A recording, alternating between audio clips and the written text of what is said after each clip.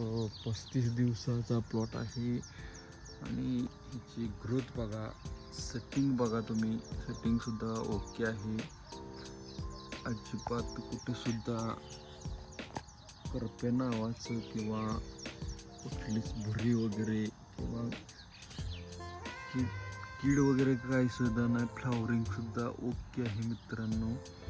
आणि हा जो प्लॉट आहे तो त्यांनी उन्हाळ्यात त्यांनी जगवला, टिकवला. त्यांनी जे प्रायोगिक तत्वावरती केलं होतं ते त्यांनी कप असे घातले होते, असे कप घातले होते, कप म्हणजे जेणेकरून त्या झाडाला मल्चिंगवरची जी हे असतं, उष्णता असते ती डायरेक्ट वाऱ्यावर अशी उष्णता त्याला लागू नये म्हणून. मित्रांनो खूप छान अशी फळ धारणा व्हायला लागलेली आहे इकडं.